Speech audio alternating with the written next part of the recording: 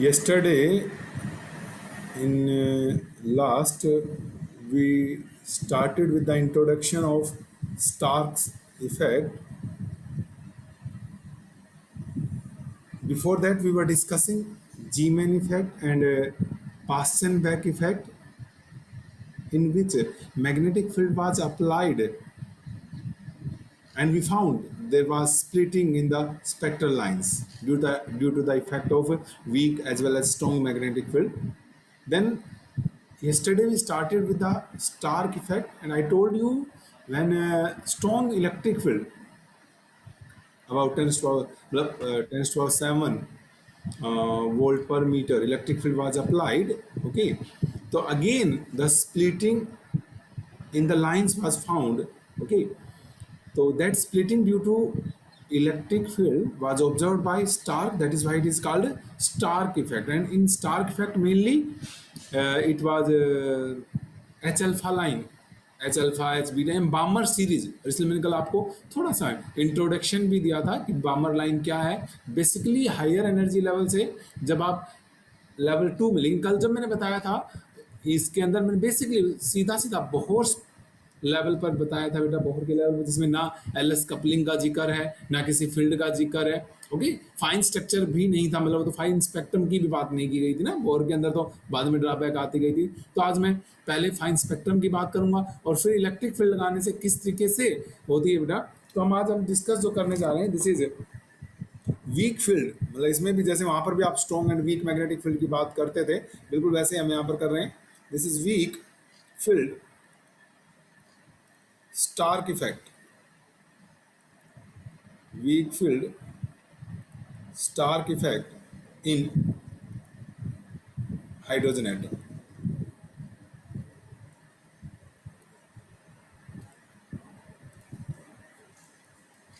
देखो सीधी सी बात है बेटा, अगर मैं हाइड्रोजन एटम के अंदर चलता हूँ, ओके, और मैं बात करूँ बेटा, तो उनके अंदर एल एस कपलिंग है. बहुत बार पढ़ चुके हैं. एल एस कपलिंग मिलकर क्या बनाता है बेटा, जे बनाता है.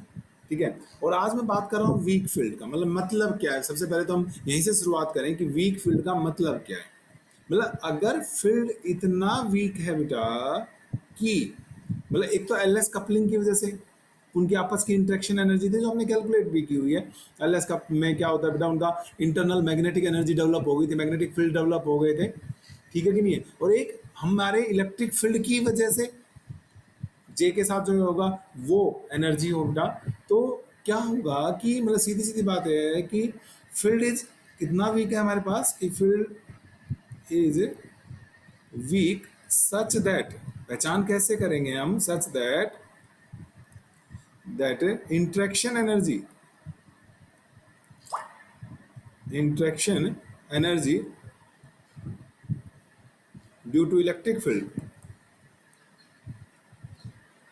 interaction energy due to electric field is smaller than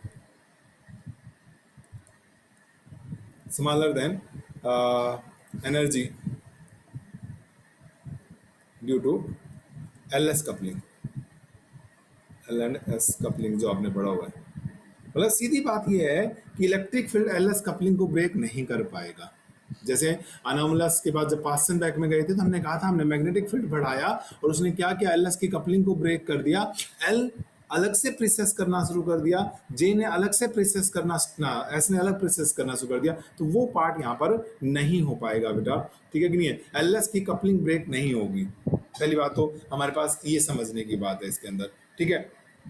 तो क्या होता है कि जब हम सीधी सीधी बातें फील्ड लगाएंगे तो जो स्पेक्ट्रल लाइंस हैं वो नंबर ऑफ कंपोनेंट लाइंस में टूट जाएंगी. और यही फिनोमिना जो है क्या, कि भाई लाइंस का, स्पेक्ट्रल लाइंस का नंबर ऑफ कंपोनेंट लाइंस में स्प्लिट हो जाना due to application of electric field क्या कहलाता है, स्टार्क इफेक्ट कहलाता है. The phenomenon of splitting of spectral lines into a number of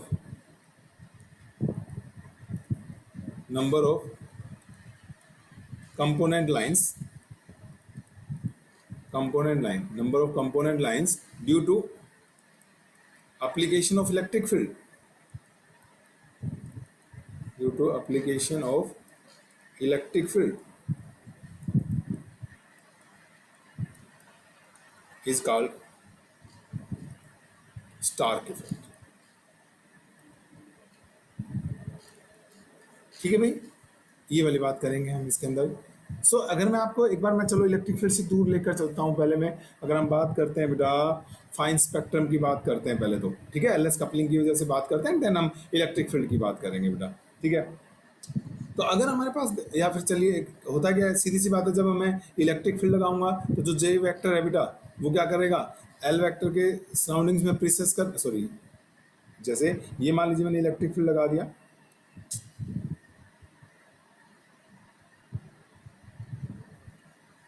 मान लीजिए ये मेरे पास जे है, नहीं जे नहीं, ये मेरा अप्लाइड इलेक्ट्रिक फील्ड है। तो पहले चलो सारा एक बार बना लेते हैं, फिर हम कटर डायग्राम समझेंगे। तो क्या होगा बेटा, जो जे वेक्टर है आपका, जो आपका जे वेक्टर होगा, मान लीजिए ये जे वेक्टर है, तो जैसे वो मैग्नेटिक फील्ड में प्रेसेस करना स्टार्ट करता था बेटा मैग्नेटिक फील्ड के सराउंडिंग में, वैसे ही हमारा जे वेक्टर क्या करेगा बेटा, अब ई के चारों तरफ प्रेसेस करना स्टार्ट कर देगा, ई के चारों तरफ, ठीक है। और इसलिए इसका एक कंपोनेंट आएगा बेटा यहाँ, और उस कंपोनेंट को आप क्या कहोगे, एम जे नहीं कहा था, बिल्कुल जैसे वहाँ इलेक्ट्रिक फील्ड में कहा था, मैग्नेटिक फील्ड में यहाँ है, मैग्नेटिक फील्ड की बजाय इलेक्ट्रिक फील्ड आ गया, तो ये कंपोनेंट क्या कहलाएगा आपका, एम जे कहलाएगा, ठीक है कि नहीं है। लेकिन हमने क्या कहा कि फील्ड वीक इतना है कि ये एल एस की कपलिंग को ब्रेक नहीं करेगा, और एल एस की कपलिंग नहीं होती तो एल एस अपने हिसाब से क्या करेंगे बेटा, जैसे पहले वो कर रहे थे, क्या जे को प्रेसेस कर रहे थे ना, जैसे मान लीजिए ये आपका फॉर एग्जांपल ये आपका एल हो गया, ये आपका एल इस तरीके से प्रेसेस कर रहा था, ये एल जे के, और ऐसे ही कौन प्रेसेस कर रहा था बेटा, आपका एस प्रेसेस कर रहा था इसका सराउंडिंग्स में, ये आपका एस स्टार था, ये एल और एस क्या है, अभी भी जे को प्रेसेस कर रहे हैं। अगर स्ट्रॉन्ग होता फील्ड तो it may break the coupling, but here the coupling between L and S will not break up, they will individually what they will do, precess around J, and J जो होगा वो E के surrounding में precess करेगा बेटा। So now as usual mj जो है it can have values plus j to, आप लोग क्या कहते हैं, माइनस जे तक होती है, ठीक है ना। जैसे फॉर एग्जाम्पल आप कहते हैं कि मान लीजिए j की वैल्यू है 3/2, एम जे जो होता था it was having value plus 3/2, 1/2 बेटा, ओके, जे माइनस वन इसके साथ चलते थे, -1/2 और -3/2 तक जाते थे जे से, ठीक है, क्वांटाइजेशन फॉलो करते हुए हम इस तरीके से वैल्यूज पॉसिबल, बस only these values were possible, इसलिए हम बोलते थे कि क्या है, क्वांटाइजेशन होती है, क्वांटाइजेशन के कॉन्सेप्ट हम लगाते थे यहाँ पर बेटा। नाउ सी, अब ये 4 एम जे की वैल्यू का मतलब मैग्नेटिक फील्ड में हम एक लेवल 4 लेवल्स पे स्प्लिट हो गया, सीधी सीधी सी बात है, शिफ्टिंग जो थी एनर्जी में वो 4 टाइम आ गई, 4 डिफरेंट वैल्यूज आ गई थी, ठीक है, स्प्लिटिंग 4 टाइम हो गई थी। अब इलेक्ट्रिक फील्ड में बेटा थोड़ा सा चेंज है मैग्नेटिक फील्ड की बजाय। एक्चुअली क्या होता था, मैग्नेटिक फील्ड का मत समझें, मैग्नेटिक फील्ड में जब आप लिखते थे, मैं याद दिलाऊं आपको, आप डेल्टा ई की टर्म इस तरीके से लिखते थे, दिस म्यू है ना, मैग्नेटिक मूवमेंट इनटू बी की बात करते थे, मैग्नेटिक मूवमेंट इनटू बी, और ये magnetic movement was depend direction या वैल्यू ऑफ म्यू बी नहीं, mu depends on what that rotation, direction of motion of the electron, whether it was moving clockwise or it was moving anti-clockwise, correspondingly इसकी value क्या होती थी बेटा, change होती थी। लेकिन जब इलेक्ट्रिक फील्ड की बात करते हो आप, तो जो एनर्जी होगी बेटा, it was P, electric dipole movement, और जो इलेक्ट्रिक डायपोल मूवमेंट होता है, ठीक है, इलेक्ट्रिक डायपोल मूवमेंट जो होता है वो इंडिपेंडेंट होता है ना। इलेक्ट्रिक डायपोल मूवमेंट तो कैसे डेवलप, जैसे एटम है, आपने इलेक्ट्रिक फील्ड में रख दिया तो क्या होगा, centre of positive charge and centre of negative charge get separated from each other and A dipole movement is generated. Dipole movement होता है नेगेटिव टू पॉजिटिव होता है, बस इसका इस सेंस से तो कोई मतलब नहीं है कि इलेक्ट्रॉन क्लॉकवाइज घूम रहे थे, एंटी क्लॉकवाइज घूम रहे थे।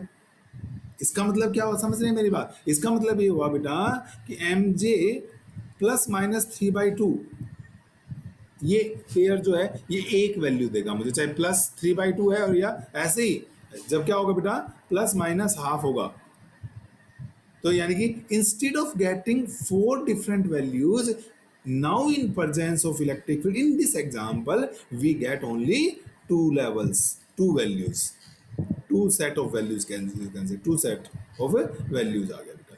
ठीक है, 4 वैल्यूज ना होकर 2 वैल्यूज हो जाएंगे। समझ में आया क्यों? क्योंकि यहाँ रोटेशन से कोई लेना देना नहीं है बेटा। ठीक है, सिंपल डाइपोल मूवमेंट का रोल है, और डाइपोल मूवमेंट तो सीधा एक बार इस तरीके से डेवलप होगा। क्लियर है? तो एक तो ये बात समझ में आई बेटा कि जो शिफ्टिंग होगी वो mj की वैल्यू और mj जो पेयर में चलेगा बेटा प्लस माइनस की वैल्यूज सेम रहेंगी। ठीक है, ना जरा मैं अब आपको एच अल्फा लाइन ही समझाता हूं, जो सबसे पहली लाइन बताई थी। याद कीजिए, first element of hydrogen atom मैंने कहा था वो क्या होता है बेटा, आपका एच अल्फा लाइन होती है। ठीक है, चलिए हम एच अल्फा लाइन के बारे में बात करते हैं। यदि मैं एच अल्फा लाइन की बात करूं बेटा, तो एच अल्फा लाइन कल बताई थी। मैं फिलहाल बोहर के मॉडल की बात कर रहा हूँ। बोहर मॉडल में तो एल एस कपलिंग भी नहीं होती, तो वहां तो सीधा बोलता है भाई ये N2 हो गया और ये N3 हो गया। और मैंने बताया था ये वाला जो एलिमेंट होता है, फर्स्ट एलिमेंट जो होता है बेटा, यही क्या कहलाता है, आपका एच अल्फा एलिमेंट कहलाता है। ठीक है, अगर मैं एक बार थोड़ा सा चले हम n=2 के लिए बात करें, n=2 के लिए N2 है ना, हाँ ठीक है हमारे पास, तो क्या आ जाएगा बेटा, और यहाँ पर n= कितना हो गया, 3 हो गया। तो अगर इसकी बात करोगे आप, तो l की वैल्यू कितनी हो जाएंगी इसके लिए, 0 और 1 हो जाएगी बेटा। इसके लिए मैं पूछूं आपसे, ठीक है ना, तो ये क्या हो गया, 0 1 2 होगी, और साथ में आप एस और आ जाएगा। बोहर के मॉडल में स्पिन का रोल नहीं था। अब हम स्पिन, स्पिन तो वही आपके पास पता ही आपको, हाफ हो गया स्पिन, यहाँ पर कितना हो गया बेटा, हाफ हो गया। ठीक है, तो अब हमारे पास क्या हो गया, जो मल्टीप्लिसिटी लिखते थे वो तो 2s प्लस है, याद है बताया था 1 होती है, तो हर जगह ये तो कितनी आ जाएगी मल्टीप्लिसिटी, तो 2 आ जाएगी बेटा। अच्छा, जे की वैल्यू की बात करूं अब मैं, मान लीजिए मैं इसके लिए बात करता हूँ, जे जे बेटा, तो इसके लिए तो क्या होगा, 0 प्लस हाफ, हाफ ही होगी, एक वैल्यू आ गई। अगर मैं इसके लिए बात करता हूँ तो जे की वैल्यू कितनी हो जाएगी बेटा, हाफ, और दूसरी क्या आ जाएगी, माइनस हाफ। बोलो एक वैल्यू आगे कि नहीं आगे, हमारे पास जे की जो वैल्यू हो जाएगी वो क्या होती थी आपकी, जे जो वेक्टर था, it is L plus S की बात करते थे कि नहीं करते थे, तो ये हाफ हो गया हमारे पास जे। ठीक है, हाँ अब इधर चले हम, तो ये क्या बन जाएगा, अगर मैं इसको लिखना चाहूँ तो देखो बेटा, इस वाले लेवल को, इस वाले लेवल को लिखना चाहूँ तो मैं ये लिख सकता हूँ, इट इज 2 L0 है तो एस हो गया, मल्टीप्लिसिटी 2 है बेटा, और जे कितना हो गया, हाफ हो गया इसके लिए। ओके, और अगर मैं इसकी बात करना चाहूँ तो ये 2 और क्या आ गया बेटा, P, लेकिन इसके लिए भी जे की वैल्यू कितनी है आपके पास, हाफ है कि नहीं है बताओ। एल की वैल्यू कितनी है बेटा, 0 है यहाँ पर, और यहाँ पर एल की वैल्यू कितनी होगी हमारे पास, हाफ आ गई कि नहीं आगे बताओ। ठीक है, और क्या आ सकती है यहाँ पे, एक और आएगी ना, जे क्या होता है, L plus S to L minus S, ये बताई थी ना आपको। तो एक कितनी होगी बेटा, 1/2, और एक कितनी आ जाएगी, 1/2 प्लस 1 जो है 3/2, एक हो जाएगी बेटा 1 + 1/2 और एक 1 - 1/2, तो एक वैल्यू और आएगी भाई 2p 3/2। और ये मैं क्या बता रहा हूँ आपको अभी, फाइन, जो मैं आपको पहले पढ़ा चुका हूँ, है ना, फाइन स्पेक्ट्रम बोलते थे सब जिसको आप, ये जो अभी इलेक्ट्रिक फील्ड नहीं है बेटा, ये सिर्फ किसकी वजह से बता रहा हूँ, एल एस कपलिंग का रिजल्ट समझा रहा हूँ। ये सब समझ लो रिजल्ट पहले पढ़े उनका मिक्सर है। यानी कि जो n=2 था बेटा, अब उसके कॉरस्पॉन्डिंग मेरे पास 3 स्टेट्स आ जाएंगी, ये आ गई। अब ऐसे n=3 के लिए देखो बेटा, अगर मैं n=3 का यहाँ अलग से लिखूँ, n=3 के लिए मैं अलग से लिखूँ बेटा, देखो मैं l=0 की बात करता हूँ पहले, s=हाफ, तो j=हाफ हो गया बेटा। तो ये क्या लेवल आ गया मेरे पास, 3s, मल्टीप्लिसिटी 2 थी और ये हाफ आ गया। फिर मैं l=1 की बात करता हूँ बेटा, s=1/2, तो j आ गया बेटा आपका 3/2 और 1/2 आ गया, 3/2 और 1/2 आ गया बेटा। तो ये देखो अब क्या आ जाएगा हमारे पास, ये क्या क्या लेवल आ गए, 3 L1 है तो p हो गया बेटा 3/2, और क्या आ गया आपका 3p, ओके, और ये क्या आ गया बेटा आपका 1/2। और l=2 की बात करूं मैं, ये l=2 की बात करूं बेटा, तो s कितना हाफ ही होता है, तो j देखो कितना आ गया, l प्लस एस बेटा 5/2, 2l माइनस एस तक जाते थे, ये वहाँ पढ़ाया था मैंने आपको। ओके, तो ये कितना आ जाएगा बेटा आपका 2 - 1/2 3/2। तो इसके कॉरस्पॉन्डिंग दो लेवल कौन कौन से आ गए, 3d, ठीक है ना, ये आ गया d बेटा 5/2 और ये 3d 3/2। तो तो कहने का मतलब क्या हो गया अब हमारे पास, अगर मैं बात करूं बेटे, तो ये एनर्जी स्टेट्स बन जाएंगी। ये एन इजिकल टू 2 के लिए आ गई और ये एन इजिकल टू 3 के लिए आ गई। नाउ एक बात ध्यान रखो बेटा, जो सेम जे वाली वैल्यूज हैं, ठीक है, हमारे पास जो सेम एन और सेम जे की वैल्यूज हैं बेटा, they will acquire same energy. ठीक है, कैसे, मैं क्या कह रहा हूँ, अब मैं देखो अगले पेज पे बनाना शुरू कर रहा हूँ। जैसे मान लो फॉर एग्जांपल, मैं सबसे पहले मेरे पास बना रहा हूँ 2s हाफ, ठीक है, और 2p। मैं एक बात लिख रहा हूँ, same N and same J have same energy. कब? जब इलेक्ट्रिक फील्ड नहीं लगाया है। ठीक है, तो ये देखो, क्या ये दोनों लेवल, एक लेवल ये बेटा और एक लेवल ये, क्या इन दोनों की एनर्जी सेम नहीं हो जाएगी?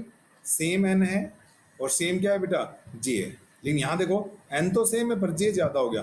ठीक है कि नहीं है? सेम एन हायर जे हायर वैल्यू, तो ये पेयर बन गया एक। तो मतलब सबसे पहले लोवेस्ट कहाँ से शुरू करूंगा बेटा, मैं ड्रा करना अगर स्टार्ट करता हूँ, ठीक है, तो सबसे पहला जो लेवल ड्रा करूंगा मैं, वो यहाँ से किया मैंने। और ये किसके लिए क्या है, एक तो इसमें आ गया 2s हाफ और एक क्या आ गया बेटा 2p हाफ। ये देखो ये वाला पेयर आ गया, और अब ये अकेला बच गया, अकेला बच गया ना, ये तो पेयर्ड बन गया और ये अनपेयर्ड रह गया लेवल, तो ये ऊपर चला जाएगा थोड़ा सा एनर्जी में। इसकी एनर्जी क्या हो जाएगी बेटा 2p3/2। ये किसके लिए आ गया बेटा, n इजिकल टू 2 के लिए। जो बोहर मॉडल में एक एनर्जी लेवल होना चाहिए था, एक टर्म होनी चाहिए थी, ठीक है, वो अब एलएस कपलिंग की वजह से, मैं फिर बोल रहा हूं, अभी स्टार इफेक्ट स्टार्ट नहीं हुआ है बेटा, एलएस कपलिंग की वजह से ये किस में कन्वर्ट हो गया, 2 लेवल्स में कन्वर्ट हो गया। ठीक है, अब जरा 3 में चलते हैं। मैंने कहा कि सेम एन सेम जे 3 हाफ, और ये देखो ये मैं, ये देखिएगा, क्या इन दोनों की सेम एनर्जी होगी बेटा, होगी कि नहीं होगी, क्योंकि सेम एन है और सेम क्या है आपका जे है। तो देखो मैं बना रहा हूँ इसको, अब 3 के लिए बना रहा हूँ यहाँ पर, ये किस किस की थी बेटा, 3s हाफ और 3p हाफ, ये थी शायद, एक बार फिर देख लेते हैं। ये एक पेयर बन गया 3s हाफ और 3p, गलत लिख दिया बेटा मैंने, बताना चाहिए था ना आपको सर गलत हो गया। ओहो, कहाँ से आगे पीछे, ये नहीं बेटा, क्या देख रहे हो आप, ये वाला पेयर सेम हुआ। मैंने क्या बोला, सेम एन 3 3 और सेम जे, ये याद है स्पेक्ट्रोस्कोपिक नोटेशंस बेटा, ये हाफ होता है, ये हाफ होता है। ठीक है, तो ये सेम हो गया, ये यहाँ तो सही लिखा है मैंने। ठीक है, आगे चलो, और भी कोई पेयर बन जाएगा मेरे ख्याल में। देखो ये वाला पेयर, सेम जे है 3/2 सेम एन, इन दोनों की एनर्जी भी सेम होगी बेटा, और इससे ऊपर होगी, तो इससे ऊपर चले हमारे पास हायर एनर्जी होगी, ये यहाँ पर आ गई बेटा। चलो कोई बात नहीं, ये क्या हो गया था, 3p3/2 और 3d3/2। ठीक है बेटा, इन दोनों की एनर्जी सेम हो गई, और अब क्या बच गया मेरे पास, ये अकेला बच गया। तो इस तरीके से इतनी एनर्जी लेवल्स में ये स्प्लिट हो गया बेटा। ये आपका आ गया 3p ना 3d चल रहा है अब, ये d चल रहा है बेटा, 3d, और क्या लिखा आपने बोलो 5/2 हो गया। तो ये सारे किसके लिए बेटा, अब n इजिकल टू, जो एक लेवल होना चाहिए था बोहर्स मॉडल ऑफ एटम में बेटा, वो एलएस कपलिंग की वजह से इस तरीके से लेवल्स में स्प्लिट हो गया है। अगर आपको ध्यान हो बेटा, इनकी ट्रांजेक्शंस के रूल अगर मैं याद दिलाऊं, इनके ट्रांजेक्शंस के रूल थे हमारे पास, ये कब है मैं एक बार लिख देता हूँ, there is no field, no electric field, अभी कोई फील्ड नहीं अप्लाई किया मैंने।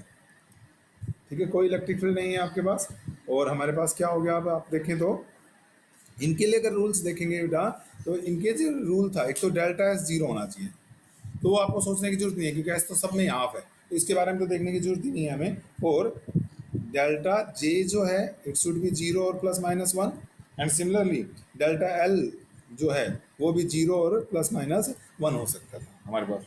ठीक है, जैसे फॉर एग्जांपल अगर मैं कहूँ कि मेरी ये जो ट्रांजेक्शन है, फॉर एग्जांपल हमारे पास यहाँ पर यहाँ से यहाँ तक की ट्रांजेक्शन है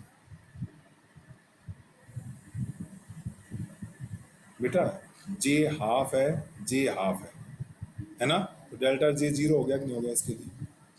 अच्छा डेल्टा एल, हाँ आप यूँ समझ लो, एस से एस में गए डेल्टा एल जीरो, पी से पी में गए डेल्टा एल जीरो हो गया, तो डेल्टा एल भी जीरो, डेल्टा पी भी जीरो हो गया। इसको ये सेटिस्फाई कर रहा है।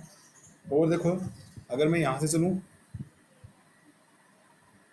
ये वाली ट्रांजेक्शन 3/2 से 3/2, मैं जीरो वाले बना रहा हूँ, बोलो 3/2 से 3/2, ये ट्रांजेक्शन पॉसिबल है बेटा हमारे पास। ठीक है, क्योंकि इसमें भी क्या हो गया, डेल्टा जे जीरो हो गया बेटा, और पी से पी में जाओगे तो डेल्टा एल जीरो, डी से, हाँ एक तो पी से इसमें जा सकते थे बेटा आप, और एक डी से भी तो जा सकते थे, यहाँ से दो ट्रांजेक्शन आ जाएंगे मेरे पास। अभी बताता हूँ बेटा, 3/2 वो तो जीरो जीरो हो गया। अगर मैं कहता हूँ पी से मैं पी में गया हूँ तो डेल्टा एल जीरो, और अगर मैं कहता हूँ डी से मैं पी में गया हूँ, डी के लिए एल टू और इसके लिए वन, तो माइनस वन वाला सेटिस्फाई हो जाएगा। तो ये आगे बेटा हमारे पास। सिमिलरली अगर मैं यहाँ से जंप करूँ डी से यहाँ पर, डी से इस लेवल पे नहीं जा सकता हाफ वाले पे, ये देखो नहीं जा सकते ना, नहीं जा सकते।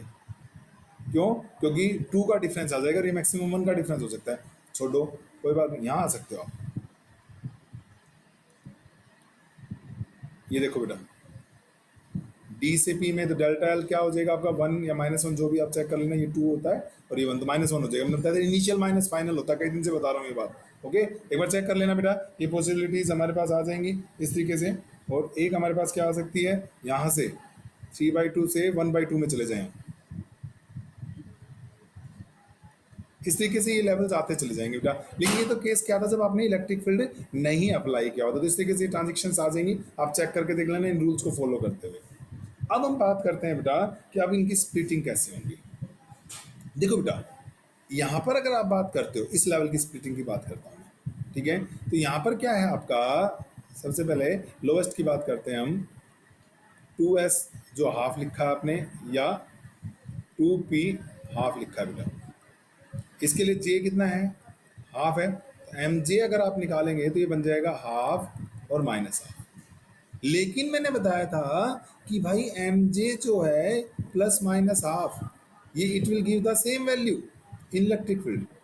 तो यानी कि सीधी बात क्या है, एक पेयर इसके कॉरस्पॉन्डिंग बन गया और एक इसके कॉरस्पॉन्डिंग बन गया, यानी कि अब क्या होगा, एक इसके कॉरस्पॉन्डिंग बन गया और एक इसके कॉरस्पॉन्डिंग बन गया।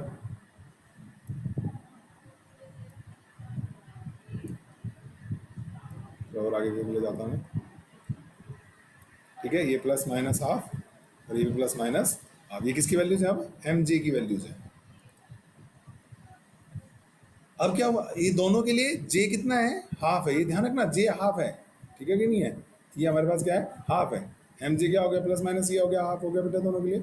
अब क्या आता है हमारे पास, अब ये 3/2, ये तो क्या है, अगर आप 2p 3/2 की बात करते हो बेटा, ओके, लेकिन ये तो क्या है अपने आप में सिंगल पेयर है कि नहीं है बताओ, मतलब सिंगल ही है ये तो हमारे पास, तो ये तो क्या चलेगा बेटा, अनपेयर्ड। और ये भी दो लेवल तो ऑलरेडी साफ साफ दिख रहे हैं, ये तो क्या रहेंगे बेटा आपके, अनपेयर्ड, क्योंकि कोई पेयर नहीं है। देखो इसमें पेयरिंग है, इसमें पेयरिंग है, इसमें पेयरिंग है, पर इसमें पेयरिंग नहीं है, तो ये तो अनपेयर्ड पेयर है, सीधे सीधा बना दूं, इन लेवल्स की कोई स्प्लिटिंग नहीं होगी बेटा। ये अब क्या स्टार्ट हो चुका है, वीक इलेक्ट्रिक फील्ड लगा चुके हैं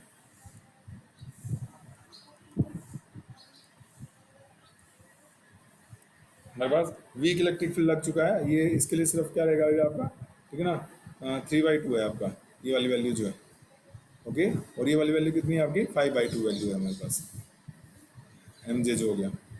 अब देखो इस पे आओ, इसमें फिर से दो लेवल बेटा, ये वाली चीज़ आ गई, बस 2 की बजाय 3 है, बाकी ये तो 1/2 तो दो पेयर बन जाएंगे, दो इसके कॉरस्पॉन्डिंग और दो इसके कॉरस्पॉन्डिंग, इसलिए ये फिर से स्प्लिट हो जाएगा बेटा।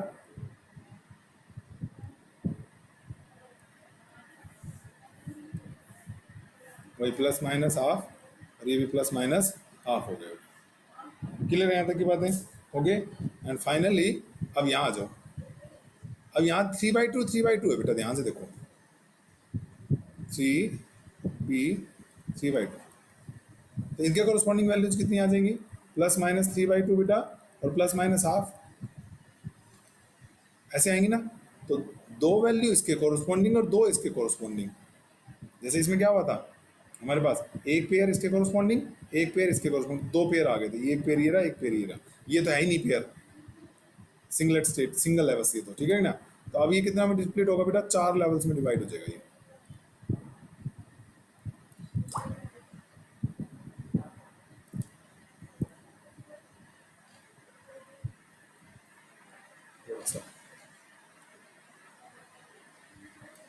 इस तरीके से बना लेना बेटा,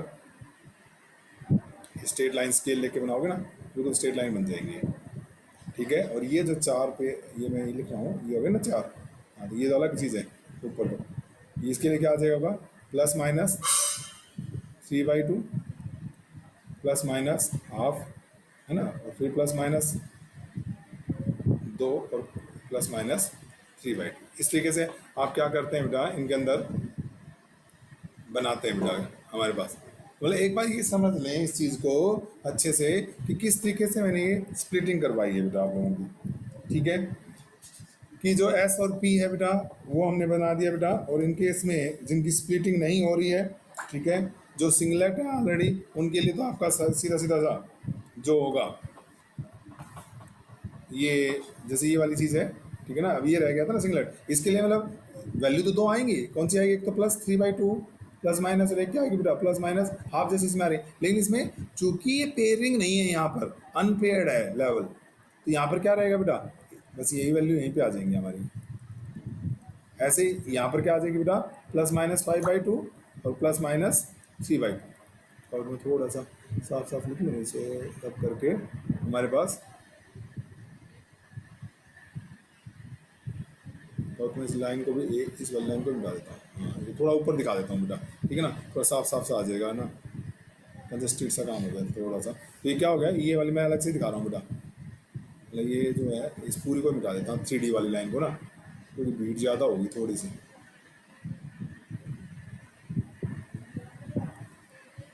ये यूँ समझ लो, ये यूँ है, यहाँ तक थी है, और अब ये क्या होगा, ये चीज़ जो है ना ये यहाँ पर है, और अब ये मैंने कहा ये यूँ ही रहेगी। और डी के कॉरस्पॉन्डिंग +-5/2 +-3/2, ठीक है ना बेटा। तो ये वैल्यूज आ जाएंगे आपके पास, और ये क्या हो गया आपका, ये किसकी वैल्यूज हैं, एम जी की वैल्यूज लिखी हुई है। अब बस सिलेक्शन रूल्स आपने देखने हैं बेटा, तो यहाँ पर जो सिलेक्शन रूल्स होते हैं वो वही है जो कल थे आपके, कौन से, डेल्टा एम जे वाले थे। कि मैं साइड में लिख दूँ कि सिलेक्शन रूल्स जो हैं बेटा, मैं चाहूँ तो अगले पेज पे लिख देता हूँ आपके, क्योंकि सिलेक्शन रूल से ही सारा काम चलना होता है बेटा। जो सिलेक्शन रूल्स हैं वो वही हैं, डेल्टा एम जे जो है बेटा दैट इज इक्वल टू 0 और +-1, इस तरीके से होते हैं, 0 और +-1 होता है बेटा हमारे पास, ठीक है। यहाँ तक की बात है। तो 0 और +-1 की बात करोगे अब, तो देखो इसके ऊपर एक एक लेवल आप देख सकते हो इसको ओपन करके, कि भाई हमारे पास, कि यहाँ से देखो, अगर मान लीजिए एक ट्रांजेक्शन में एक पर्टिकुलर कलर चूज कर लेता हूँ ताकि हमारी हेल्प हो जाए, बेटा मैं यहाँ से यहाँ तक ले जा रहा हूँ,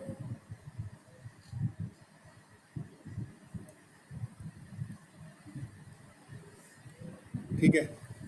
अब आप देखो इसके अंदर पॉसिबिलिटी है या नहीं है हमारे पास, भाई यहाँ पर क्या है, ये हाफ है और ये 3/2 है, ठीक है कि नहीं है। तो यानी कि डिफरेंस जो हो गया वो 1 का हो गया, -1 का, -1 का आ गया कि नहीं आ गया डिफरेंस, बताओ सीधा सीधा सा। अब इसमें देखो,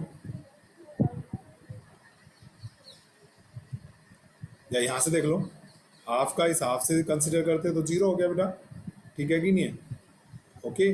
और हम इसकी बात करते हैं तो ये वही +-1 की में चला जाएगा कहीं। ऐसे अब इसका देखो, ये +-हाफ है बेटा, +-हाफ तक जा सकता है। यहाँ से ये ट्रांजेक्शन देखो,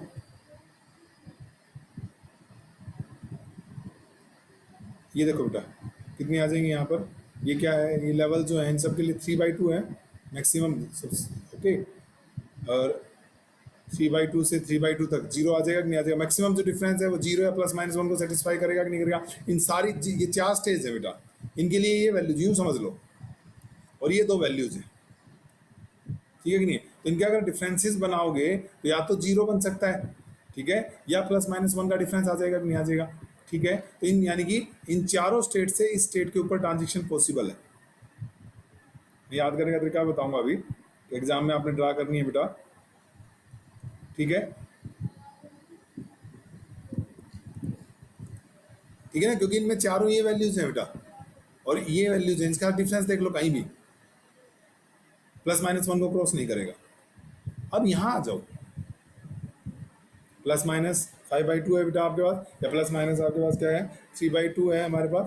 भाई इसकी वैल्यू और कोई रहेगी क्या, डी में क्या बनेंगे एक बार, जैसे बाकी में मैंने बना दिए थे, डी के बनाए नहीं यहाँ पे, डी में क्या वैल्यूज हो जाएंगी, डी है 5/2, तो वैल्यूज आ जाएंगी आपकी 5/2, 3/2, और एक और आ जाएगी भाई 1/2 भी तो आ जाएगी, तो एक वैल्यू और आएगी बेटा यहाँ पर, +-1/2 और आ जाएगी वैल्यू, ठीक है, यहाँ से देख सकते हो आप, और एक ही आ जाएगी फिर। तो याद करने का तरीका बताऊँ एग्जाम के अंदर आपको, इस इससे ऊपर 7 लेवल्स हैं, 2, 4, 6 और 1, 7, और ये 7 वैल्यूज आ जाएंगी यहाँ पर, ठीक है, 7 स्पेक्ट्रल लाइंस आपको मिल जाएंगी बेटा इस पॉइंट के ऊपर, क्लियर है। अब जरा हम बात करें, अगर मान लीजिए इस लेवल पर ट्रांजेक्शन है, रूल वही है, सारे के सारे जो हैं अकॉर्डिंग टू दिस रूल है बेटा, इस रूल को फॉलो करते हुए हैं ये सारे के सारे, आपको बनानी है बस। तो इसमें जब आप बनाने लगेंगे ना बेटा, तो देखो एक बार इनसे ऊपर यहाँ पर ये आ जाएगी, ये सारी वैल्यूज सबसे ट्रांजेक्शन पॉसिबल हैं, बस सिर्फ इससे पॉसिबल नहीं होगी बेटा, क्योंकि ये तो ऑलरेडी पॉसिबल नहीं थी, ठीक है, ये वाले क्योंकि 5/2 से, और हमारे पास 1/2 में तो पहले से भी पॉसिबल नहीं थी ना बेटा, क्योंकि ये जो थी 5/2 और 1/2 का डिफरेंस तो 2 का हो गया, तो ये तो 2 तो अलाउड ही नहीं था डेल्टा जे में, तो ये ट्रांजिशन अलाउड नहीं होगी, बस बाकी सारी यहाँ पर अलाउड हो जाएंगे ऐसे। तो ये 6 ये आ जाएंगी बेटा हमारे पास, देखिएगा कितनी हो, 4, हाँ 5, और ये 6, एक कौन सी गायब हो गई बेटा, ध्यान रखना, बस ये वाली गायब हो गई है। 3D से इस लेवल पर, 3D से 2P तक तो जा सकते थे आप, D से P में तो अलाउड था, लेकिन यहाँ पर अलाउड नहीं होगा बेटा, ठीक है, 5/2 से 1/2 में अलाउड नहीं होगा, क्लियर।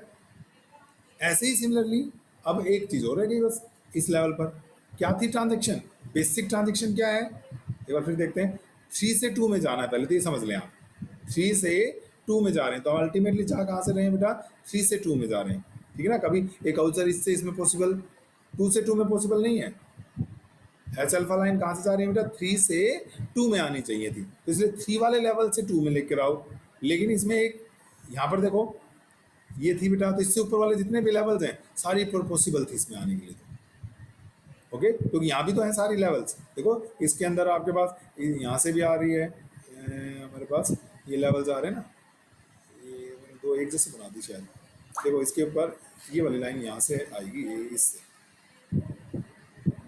3P और 3P, ठीक है ना, ये लाइन जो है ना, एक्चुअली मैं उस टाइम पे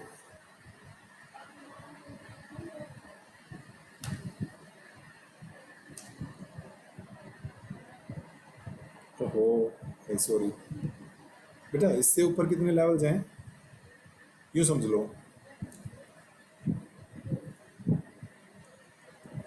इससे ऊपर इस लेवल का बात करूं तो 1, 2, 3 है, तो इसमें तो तीनों पॉसिबल है, डी से पी में तो जा सकते थे, तो इसलिए इस लेवल पर तो इससे ऊपर जितने लेवल हैं सबसे ट्रांजेक्शन पॉसिबल हैं, यानी उस कैन से पहले अगर ये 3 लाइनें आ रही थी है ना बेटा, तो अब वो कितनी लाइन में स्प्लिट हो गई, 7 लाइन्स में स्प्लिट हो गई, ओके।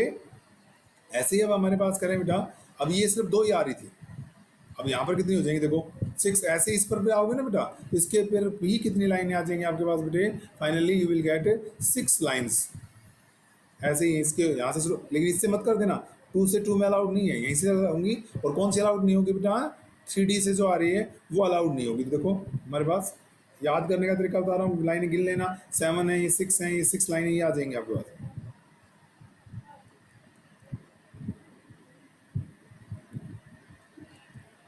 3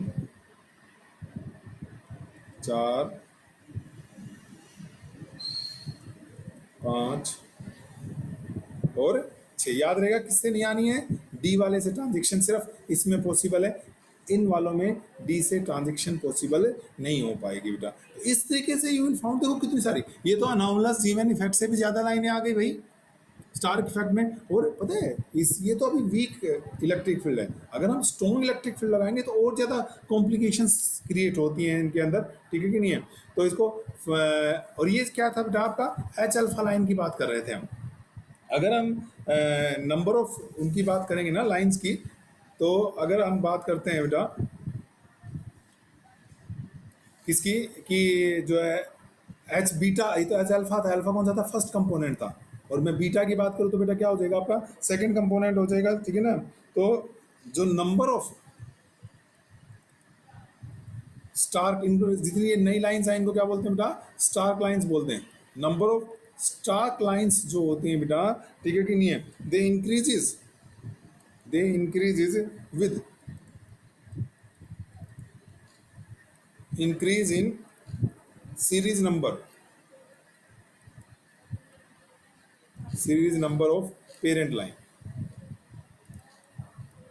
पेरेंट लाइन समझते हैं? दैट इज, अगर मैं एच बीटा की बात करूं, एच अल कल बताए थे एच अल्फा क्या है, एच बीटा क्या है, एच गामा क्या है बेटा? तो H beta line shows more Stark lines than H alpha lines,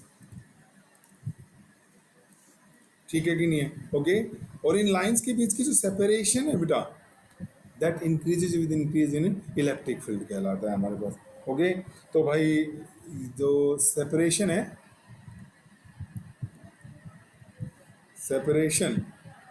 increases linearly with applied electric field, this is with applied electric field, ठीक है, अप टू 10⁻⁷ वोल्ट पर मीटर। और इसलिए हम इसको बोलते हैं बेटा लीनियर और first order Stark effect, and hence it is called linear और फर्स्ट ऑर्डर स्टार्क इफेक्ट। क्योंकि लीनियरली डिस्टेंस बढ़ती चली जाएगी बेटा, ठीक है ना, जैसे जैसे हम इलेक्ट्रिक फील्ड बढ़ाएंगे, तो इसलिए इसको फर्स्ट ऑर्डर बोलते हैं। और जब स्ट्रॉन्ग इलेक्ट्रिक फील्ड लगाएंगे तो मैंने कहा और थोड़ी कॉम्प्लिकेशंस आती चली जाएंगी बेटा। ओके। तो इन रूल्स को करते हुए मतलब आपने देखा कि number of lines magnetic field से भी ज़्यादा आ जाती हैं हमारी स्टार्क इफेक्ट के अंदर, ठीक है भाई।